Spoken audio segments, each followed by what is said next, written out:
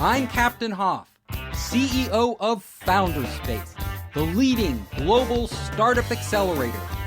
I'm also author of the award-winning books, Make Elephants Fly, Surviving a Startup, and The 5 Forces. Big companies are really entirely structured around making revenue off their current models. So whatever their model is, they have figured that out. And they have become big companies precisely because they are very good at that. They are experts at that. In that time, they're sitting on top of, a money-making machine. It's very hard to look at this money-making machine and say, well, this won't be around forever, so we're going to have to totally change everything we do. I mean, honestly, most companies don't want to face that in the first place. And in the second place, they aren't sure what to do. And they're usually the last ones to see how big the change is because they are partially stuck in denial mode. They are used to being king of the hill. They don't expect to be, dethroned anytime soon. So it's very hard for the executives on top of those machines to actually look forward to the day when what they're doing right now doesn't work at all. But for an entrepreneur coming into the space, they've got nothing to lose. Like literally, if they can cannibalize that business, they will. People who are making all the money, the last thing they want is to cannibalize their own business. It just goes against everything that they've been trained to do. They've been trained to maximize their process. They have become big by making it so efficient. And the last thing they want to do is introduce something else that is going to maybe be cheaper, maybe, be totally change the whole system so that they're no longer the dominant force, or might not be. However, for a startup, this is exactly what they want to do. And they don't care if this is a multi-billion-dollar business and the big fish are taking it all.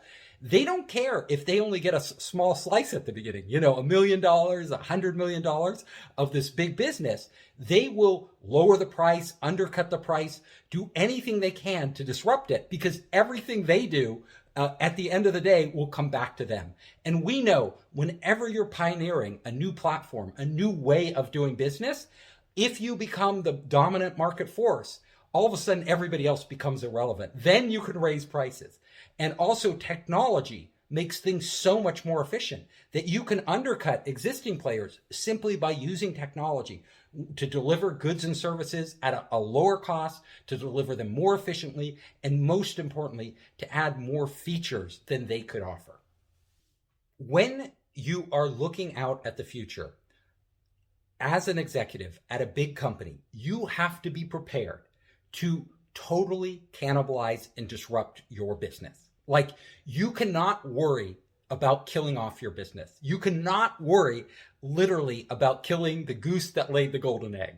So, because what you have to figure, you have to have the right mindset. So you have to understand that this goose that is laying these golden eggs, if you don't kill it and cook it and eat it, somebody else will. Like, somebody else is going to do it. So that goose's days are numbered, right? It's going to be served up on somebody's plate. It might as well be your plate. So the problem is that a lot of the people in your organization, they might not have this mindset, even if perhaps you do in the organization or as a consultant to it, you have this. They often don't. So one way to do it is what IBM did. So IBM has transformed itself a number of times. They were a big mainframe company, and then the PCs started to come out. And most of the mainframe companies like Digital Equipment Corp and all these other ones, they no longer exist because they didn't make that transition. But IBM literally set up a separate group, gave them complete autonomy, gave them the ability to just go after the PC market, and compete with their main business. And what they saw was that their main business was, dying, but their PC business was growing like crazy. So you almost have to take a fresh talent or talent that is in your company that is really untapped, put them into this new organization, but you cannot put it under the existing one because the existing one is going to be focused on what they do best. That is what they do. They know how to make money that way. And you have to have this other one literally compete with them as a startup. That solution does work. The example of Sony is also important. Like Sony ended up, launching digital cameras, even though Kodak had patents and other people had patents, Polaroid, ahead of them, and actually taking their market, starting the whole trend. Now, Sony isn't a startup, but they could do this because they weren't cannibalizing their business. They weren't one of the big camera makers. So they had nothing to lose, right? By doing this. And they were really good at making gadgets. They had been doing that. They had made the Walkman and all these things. And that was their business, electronics. So for them, it was a natural thing to do. For these other camera companies and film companies, it was really not natural at all. I work with hundreds of startups every year all over the world. And I coach them, I mentor them, I invest in them, I want them to succeed. And I have observed what the really good startups do that the other ones don't. And this is true also for large corporations. It's actually the same thing. So I work with some of these big companies, and I won't name them, but one of the biggest mistakes that entrepreneurs make and also big companies make, they both make the same mistake. They start with the idea. They start saying, for a big company, a big corporation, and I'm sure ones who have done this, they say, let's have a contest. Let's have all our, employees submit their best ideas. And then we will have our managers pick the very best ones, and we will fund those as our innovation projects. With startups, they kind of obsess, startup founders, over the idea. What's the perfect idea? What's the perfect idea? Well, these methods are flawed. Because whatever idea you have in your head is literally just an idea in your head. It doesn't matter until you take that idea out of your head and put it into the real world and start to see if it works. If you become too focused on the idea, what it does is it ends up locking you in. Now, let me give you an example of this. So I worked for a big company, which I won't name, and I was working with one of the teams, and they had run a contest. This team, project manager had won, and they got money from the company to develop the idea into a new business unit. Well, the first thing I do when I come into this company, I'm working with their team, their internal innovation team, the intrapreneurs, and I'm like, can you show me that this idea actually works in the real world? Is there any evidence you can give me that this works? And they didn't have any. So I said, well, your first job is to go out and get that evidence. You have to engage with your customers and figure out, do your customers really need this? I mean, I know it's a cool idea. It was a smart parking idea. And I see why you like it. But let's find out if these parking garages are going to adopt this technology. Because if they don't have the budget, if they don't care, you don't have a business. So they literally... they were tasked with this. They went out, they talked to all the parking garages everywhere, and they found out that the technology was really cool. The company, they could make this, and it would really be great in these garages for guiding people to the parking places and making it more efficient. But none of the people running these garages had any interest in spending money or time on it. They just let people park themselves. We don't care if we know if every space is full. Like we just don't need this right now. We're not going to do it. So they get this feedback, and I go, okay, there's your answer. They don't want it. Like, you're not going to sell this to them. They don't really care. And they said, yeah, that's true. And I go, okay, what we need to do to save money is cancel this right away and go and come up with a new idea. You have a great team. You guys are really motivated. Let's come up with something else. They turned to me, and they said, we can't do that. I was, why? Why can't you do that? Well, my boss likes this idea. Well, you got to tell your boss it's a bad idea. Like, you've got to go. I can't do that. My boss, their boss likes the idea. Everybody likes the idea. They've approved this. They want us to do this. And there you go. That's why it's a bad idea to start with the idea. You get locked into these ideas. In corporations, it's even worse than a startup. So in a startup, a lot of times a startup founder will fall in love with their idea. And when you fall in love, I always like to say love is blind. Like, you could fall in love with somebody and you could think like you're infatuated. They're the best person in the world for you. And all your friends and your family could tell you, this isn't a good match, but you won't listen. Well, the same thing is true when you love your product idea. Like you could just like put on the blinders. You don't want to hear it. You're just going to go and do it because you think it's great. Well, it doesn't matter how much you love your idea. The customer has to love your idea. That's how you build a business, not how passionate. I tell entrepreneurs, you can be as passionate as you want about your ideas, but if the customer isn't passionate, you don't have anything. Yeah. So when I consult for these big companies and startup founders alone, I'm always telling them, look, go early, don't love your idea. What I want you to do actually at the beginning is don't pick any idea. Pick an area that you're interested in innovating on. So this area could be, I want to take blockchain and I want to apply it to making the fishing industry more productive and tracking everything. So you could say that's an area, but you don't have to come up with a specific idea. You can say, I'm going to try a lot of different things in the fishing industry with these different technologies, and I'm going to see what really resonates, what really works with them. That is a much better approach because from the outset, whether you're a big corporation, whether you're a startup, you're already open to new ideas. And you understand that every idea isn't even worth your love unless it proves itself, like unless the customer falls in love with it. So you're going to go out, and what startup founders need to do and what innovators and big corporations need to do is they need to run lots of experiments.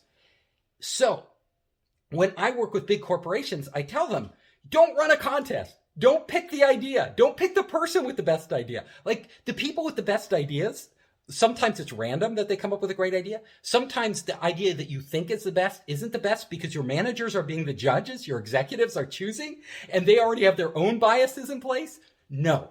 What you need to do is forget all about the ideas, pick different areas of your business that you want to innovate on, different technologies that you want to experiment with, and then spend all your time selecting the right people. Because at the end of the day, the idea doesn't matter. It's the people. You need these real innovators, these real people who can execute on these ideas, run these experiments, gather data, figure it all out, and then come up with something solid that you can bring to market. And if you do it that way, instead of idea first, people first, you are in a very good position to actually innovate, whether you're a startup, whether you're a giant, global multinational corporation.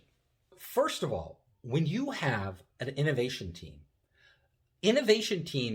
need to be able to try lots of different things, and you, as their manager, need to understand that they're going to fail at most of these. That's just the process of innovation. I mean, if you knew the answer in advance, you wouldn't have to have an innovation team. You would just build it and be successful. So by definition, innovating is when you don't know what the answer is, and you have to go out there and try to figure it out. Now, how do you motivate teams to really excel at this? Well, the first step is always pick the right people. Pick people who are naturally curious, people who are naturally defying the orthodoxy, people who are always questioning everything, asking questions, wondering, why doesn't this work? Why couldn't we do it differently? And very importantly, when it comes to technologists, pick people who love to play with technology. They love it. So they're out there always trying new things. They're rewiring their home with the latest networks. They're downloading SDKs from the internet just to try them out, with open source. They're doing all the stuff that isn't in their job description. You need to get people like this, natural innovators, and put them together. So if you bring these people together, magic will happen. And the types of teams that I really like are teams where you have one person, one or more people who are technologists, like just so enamored with technology that they're always trying new things. Another person on the team, at least one, has to be a designer, because in today's world, design innovation is huge. The consumer experience, even B2B products, the experience matters. People will always gravitate towards the product that gives them the best experience, not necessarily all the features or even the best features. And then thirdly, You need somebody on the team who is a project lead, somebody who can give it a vision, who can sell that vision, who can get other parties on board. If you're a big corporation, you can never do it in a bubble. There's the marketing people and all these other different groups in the company, and a lot of R&D people in the company, and they all have their own fiefdoms. You need somebody who can break down those doors, but who is also tactful enough and strategic enough to make it a win-win for other parties in the company to actually get the resources they need to grow. So you need to bring these people together. Once you have that core innovation team, you need to give them permission to try whatever they want. You cannot micromanage them. You cannot, the last thing you want to do is put them in handcuffs, right? Where they literally can't do what they want to do. So you need to give them a degree of autonomy that, when you have a more mature business, you don't want that autonomy. What you want is efficiency. So everybody's like, you're always trying to optimize around efficiency. When you're innovating, efficiency doesn't matter at all. In fact, efficiency is your enemy. You do not want them to be efficient. You want them to make mistakes, try different things that don't work, do all these things. And they have to know that when they're trying these things, they can try them without a risk of damaging their reputation or career. Really important.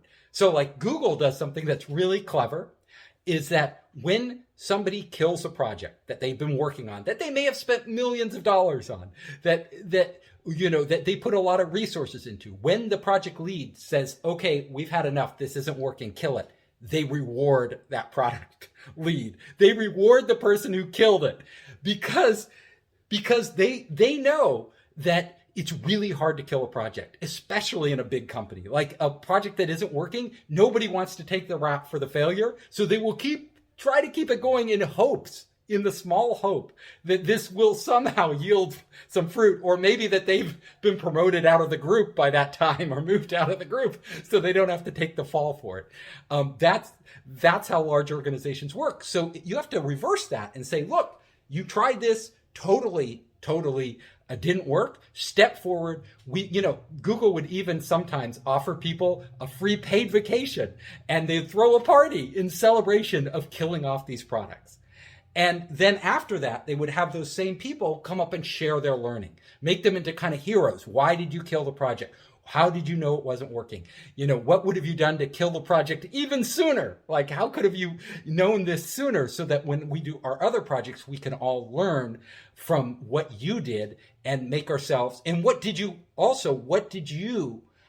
the project team, learn that was actually beneficial, that we could take away in the future, things that that may turn into other projects within our company. So those elements are really important when leading and forming innovation teams. When you are innovating, there is a process in place. And this is something I write about in my book, Make Elephants Fly. So there's an innovation loop. And, the metrics for quantifying and measuring the success of like a traditional business are not the same for an innovation team.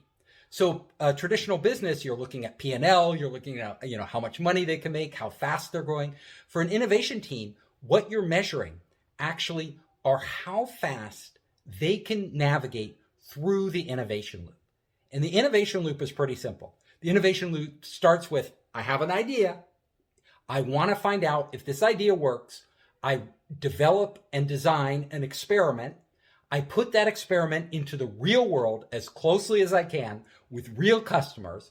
I gather data, I analyze that data, and then I make a decision. Do I run another experiment? What did I learn from this experiment? Does it kill my idea?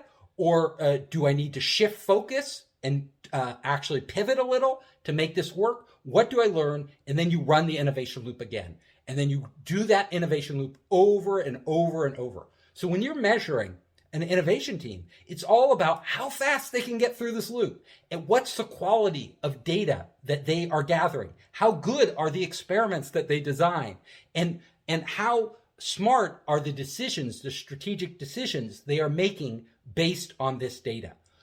Those are the metrics by which you judge the progress and performance of these innovation teams. It is science. At the end of the day, this is what scientists do. Most scientists, they have a hypothesis, and their job isn't necessarily to prove that that hypothesis is true. They want to find out what's real, right? Is it true or is it false? They want to learn how the real world works. When you are an innovator, it's the exact same thing. And, scientists who are trying to discover DNA or, are trying to figure out, nuclear physics or something like that, they're running lots of experiments. And the faster and smarter they can run those experiments, the more they learn and the closer they get to the ultimate answer.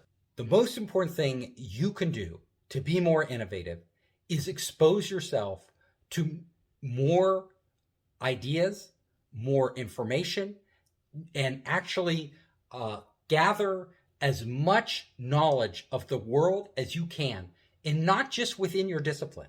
Because actually, much of the innovation that goes on is interdisciplinary. It's the intersection of biology and computer science and sociology and psychology. This intersection is really important. So bringing other people into your organization who are from those backgrounds, learning from them, watching them, and most importantly, asking questions, always asking questions. That is what innovation is. And Einstein said it very succinctly. He said all of his experiments that he ran, thought experiments, he said that was combinatorial play. What he meant is taking different ideas from different places, putting them together in different combinations, and then seeing what happens, what comes out of this. The best thing I ever did to develop new ideas is to put myself in new situations, often very uncomfortable situations. So a lot of us feel comfortable in what we do every day, our routines. We meet the same people, we do the same work, we read the same type of books. But I actually challenge myself, and I still continue to do this constantly. Look, Steve, go out there and just put yourself in a position that you've never been in. So, for example, I want to innovate on startup incubators. And I am running a startup incubator. What can I do? Well, at the end of every incubation program we run, every single one we run, first of all, we get feedback from people, from the people in our programs, from the mentors who work with our programs, from advisors that I have. And then, I will go out into the real world and look at how other organizations that want to create ideas work so that I can observe them. What are other incubators doing? What are nonprofits doing? What are people doing in universities to actually stimulate this creativity and new ideas? And then I never want any incubator program we run to be exactly the same. I want every single one to be somewhat different. So we are always tweaking it. We are always changing. Even if we think we've got it down, we are trying new things. And that commitment to trying new things based on us going out into the real world and exposing ourselves to new ideas is really at the heart of how I like to innovate. My favorite resource that I use every single day is audiobooks. So I am a huge audiobook fan because I am dyslexic. So reading print for me has always been a challenge, and I'm a very slow reader. But on audiobooks, literally, I've trained my brain so I can go at double speed. So I can consume a huge amount of content in a very short amount of time. So I'm always out there going onto Audible, onto the library system, downloading books, and I will literally go through at least one, if not more, audiobooks every week. And I like to challenge myself not to stick with books that I already know all like. So I always want to challenge myself to read some of those books that I would never actually normally read. So books about pieces of history that I don't know about, books about sociology, books about neurology, books about you name it, marketing, it doesn't matter. Poetry books of, great literature. I'm trying always to mix it up. If I get too narrow, then I know I'm really not expanding myself, really not broadening my horizon. So audiobooks are my number one resource. The best way to keep a project on track is to rely on your team to do it, not to do it yourself. So you need to constantly be going to your team and not telling them, we're behind schedule. What's going to, or are we on track? Are we on track? Or what you need to do is ask them, say, how can we keep this project on track? What do we need to do to keep this project on track? So if it's your small team, you can do that with your team. If you're relying on third parties, other people outside your core team, which you often are, you're dependent upon them. So you need to go to them, not once, not twice, but literally every week and ask them questions. Are there any things we can do to speed this up? Are there any roadblocks that you see ahead? Of course you can use, the project planning and project management software. Great. But there's nothing like meeting people and talking to them face to face and actually getting them to their commitment, first of all, and second, their buy-in. And as soon as somebody tells you ask them a question like, how do we make this faster? They have to think about that. Or how can we make sure we hit that deadline? They have to think about that. And then when they answer you and tell you, they are in essence committing to doing that and making it happen. So that it's a big psychological thing. You can have all the software out there in the world, but that psychology of you going face to face or even on Zoom or a phone call and actually getting that verbal commitment on a continual basis and finding out from them what problems there are, what things, if they say, well, actually we're dependent upon this group and I think they're going to delay it. And then you could say, well, what can we do so that make sure that they don't delay it? How can we, and then you learn a lot about the project and you're not just telling people what to do, but you're making them proactive and actually taking ownership and actually coming up with the solutions. The number one thing you can do to differentiate yourself is understand what your competitors are doing. Like if you're competing with somebody else is the reason you have to be different. If you're not competing with anybody, you don't need to be different. You can be whoever you are because you're just the only one people can come to for this. But most of us are competing with somebody for our business. And you need to understand what everybody else does, and not just what they do, but how they position themselves to the customer. Like what does the customer think of them? Why is the customer going to them? And most importantly, what value is the customer getting from these other parties? Now, if you're going to differentiate yourself, there's two parts to it. One is kind of a branding image part, like messaging, what the customer actually thinks. And equally important to that is what you actually deliver. Are you able to deliver a core value, a value that your customer really, really needs, that no other party is delivering? If you can do that and you can make that a part of your core messaging, and this is a really valuable piece, then you're suddenly differentiated. People know why they're coming to you. They're coming to you because you can give them this and nobody else can do it as well as you can. And that is the answer. If anybody wants to reach out to me, I'm pretty easy to find. So all you have to do is go to foundersspace.com. Just go there. There's a contact form. You can actually contact me. If you put my name in the email that you send to me, I will respond. So that's one way. I'm also on all the social networks. So you can go to LinkedIn, Facebook, you name it. I am there, and just search for Founder Space and you will find me. My parting advice for everybody out there is that you should try to make your work as exciting as possible. Like if you are bored at work, it's your fault. So I don't think anybody's job has to be boring, right? You can always make it exciting. So, if you're trapped in a company and you feel like you don't have, you're not being given enough responsibility, well, just take responsibility. Go to your boss and start coming up with ideas. Could I try this? Can I try that? What if we did this? Take initiative. If you work for yourself like me, and you're getting bored with what you're doing all the time, well, you work for yourself. You can change it. You don't have to do this. You can go try something new. I do it often, and it's like a great experience, and it keeps my life exciting. I hope you enjoyed the show. If you liked it, hit the subscribe button and share it with your friends.